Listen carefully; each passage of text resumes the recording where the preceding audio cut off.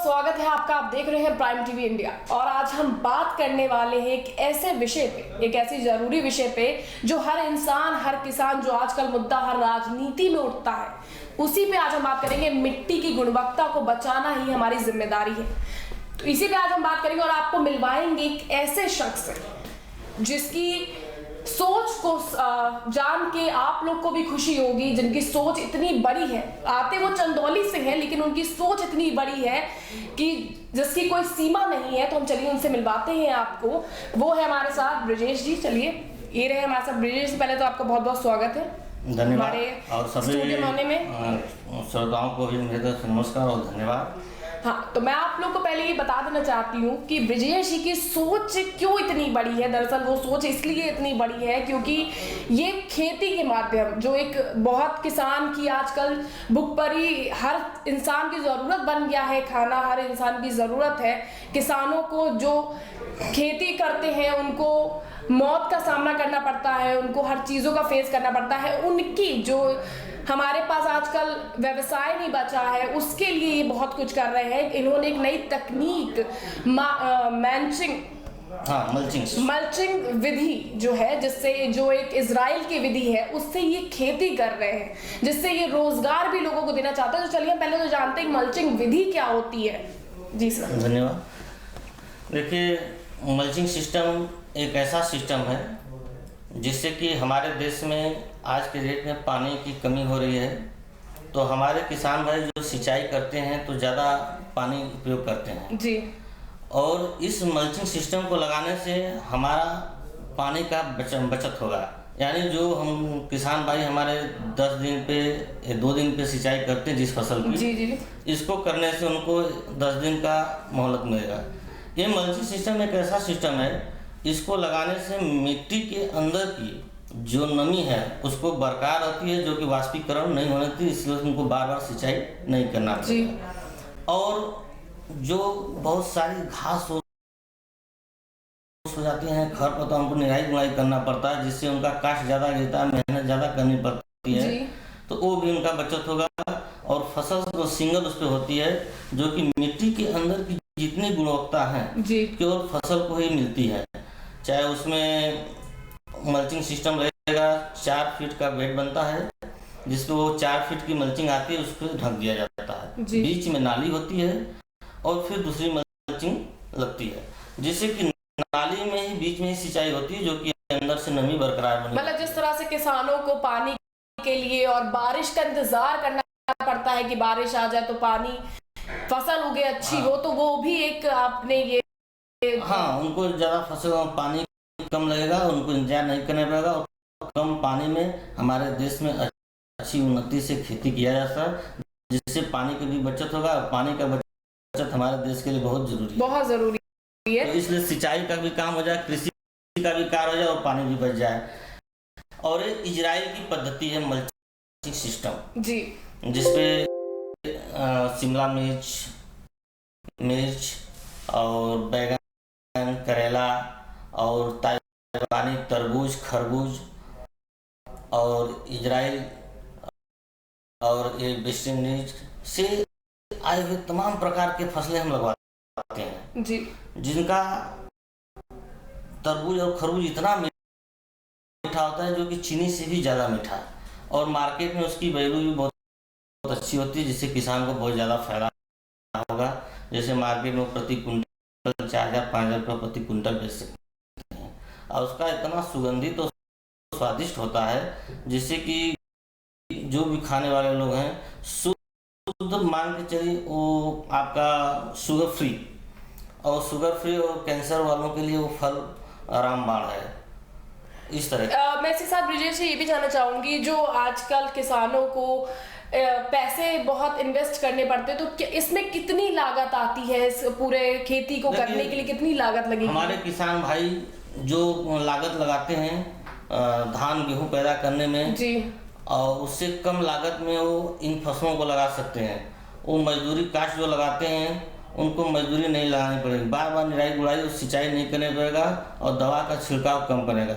और जो हमारे भाई रासायनिक खादों का और रासायनिक दवाओं का प्रयोग करते हैं, उनको कम करके उर्वरक और जैविक खादों और दवाइयों का प्रयोग करना चाहिए, जिससे कि स्वास्थ्य भी बढ़िया रहेगा और देश की तरक्की भी अच्छी। मतलब जिस तरह का जो आजकल फ्रूट्स बनते हैं, जो एक तरह से नकली आजकल जो फल फ्रूट्स आते हैं जिसमें आप इंजेक्टेड होते हैं, उनमें सब वो सब होता है, इसमें ऑर्गेनिक किस तरह से आप इसको उपजाऊ किस तरह से होगा? देखिए, इसमें क्या है, जो मिट्टी की गुणवत्ता है जी, वो रासायनिक खादों और रासायनिक दवाओं से मरती है, जी, जो कि फसल के अंदर जाती है और वो उसी में रह जाती है, जिसको हम और आप आम आदमी खाते हैं तो उनके अंदर की भी क्षमता कम होती जाती है बीमारी से लड़ने की, और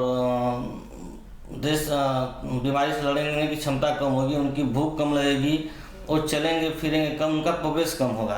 और उर्वरक और जैविक खादों का जो बना हुआ फल निकलेगा वो आपके लिए उन्नति रोग वृद्धि होगा, आपको क्षमता देगा लड़ने की रोगों से, तो आप कम बीमार होंगे, स्वस्थ रहेंगे, तो आपकी तरक्की होनी संभव है। इसी सब मैं आपको ये जानना चाहती हूँ कि इतनी बड़ी सोच जो आपने पैदा की और इतना आप कर रहे हैं जो लोगों के लिए, ये सोच आपको मिली कहाँ से? ये इसके बारे में आपको कहाँ से पता चला?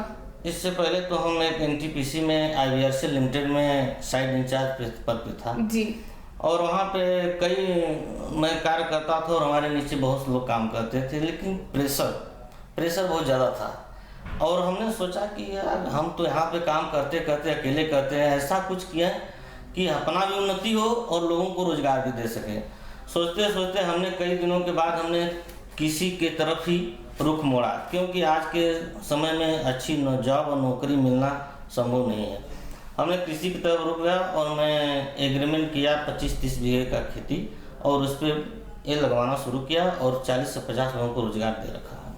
तो आप बिल्कुल, मतलब ये बहुत बड़ी बात है कि आप 40 से 50 लोगों को रोजगार दे रहे हैं, जहां किसानों की आए दिन मौत की खबरें आती हैं, जहां राजनीति बनती किसानों पे, उस पे हमें भी ये सोचना चाहिए, हमें ऐसे काम करने चाहिए जिससे रोजगार मिले, ना कि सिर्फ बातें करनी चाहिए। कि मैं बहुत आपका धन्यवाद करती हूँ कि आपने मतलब इस तरह का काम शुरू किया, और हमें इसके बारे में बताइए, इससे क्या मैं अपने किसान भाइयों से एक चीज बोलना चाहूँगा, मिट्टी की गुणवत्ता बचाना एक चुनौती है जी, और मिट्टी ही अगर मर जाएगी तो हमारे किसान भाई पैदा क्या करेंगे और खाएंगे क्या, हमारे देश की जनता क्या खाएगी? मिट्टी बची रहेगी तभी पैदावार होगा, सभी लोग खाएंगे, सभी लोग बचे रहेंगे।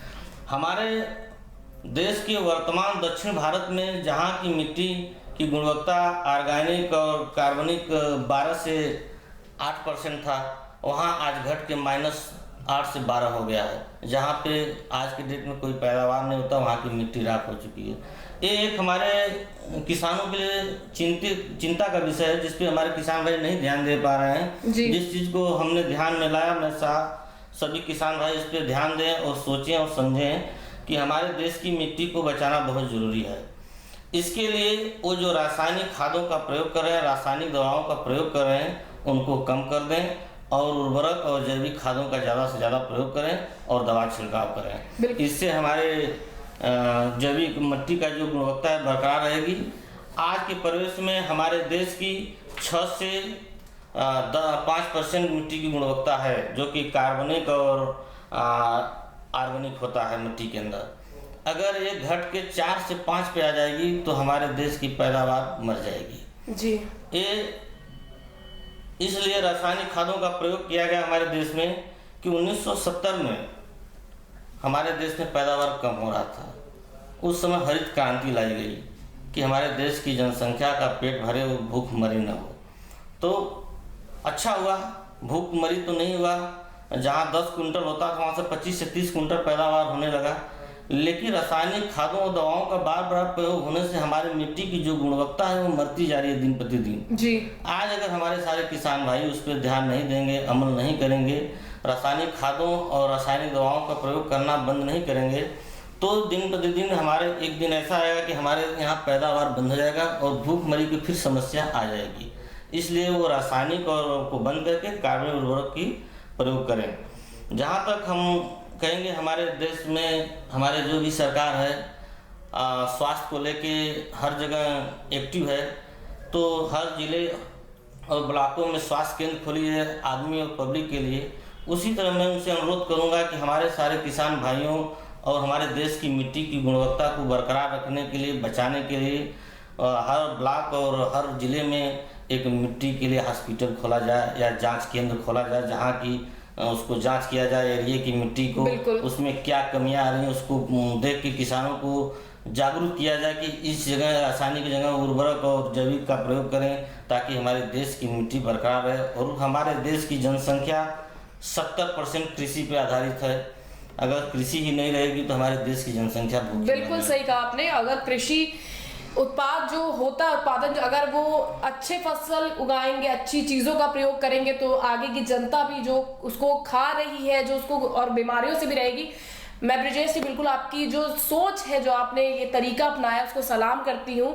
और मैं सबसे कहना भी चाहूँगी कि आज का जो हमारा ये विषय था कि मिट्टी को बचाना ये हमारी सबसे बड़ी चुनौती है, और उसको सही रखना ये भी हमारे लिए चुनौती है। किसानों को भी ये चीज़ सोचनी चाहिए, उन्हें भी इस पे काम करना चाहिए कि किस तरह से वो कौन सी चीज़ों का इस्तेमाल करके वो और कितनी अच्छी कम दामों में वो कितना ज़्यादा अपने को प्रॉफिट दिला सकते हैं, वो भी बहुत ज़रूरी है। क्योंकि आजकल किसान ज़्यादा पैदावार करने के लिए, पैसे कमाने के लिए जो वो ये सब चीज़ों का, दवाइयों का अधिकतम प्रयोग कर रहे हैं, उससे भी काफ़ी लोगों को भी, खाने वालों को भी नुकसान होता है और उन्हें भी नुकसान होता है, क्योंकि वो भी आखिर में वही चीज़ें खाते हैं। तो ये सारी चीज़ें जो है राजनीति से परे, हमें इन पे भी सोचना चाहिए। और बहुत बहुत शुक्रिया आपका हमारे वहाँ आने के लिए, हमारे स्टूडियो में। धन्यवाद।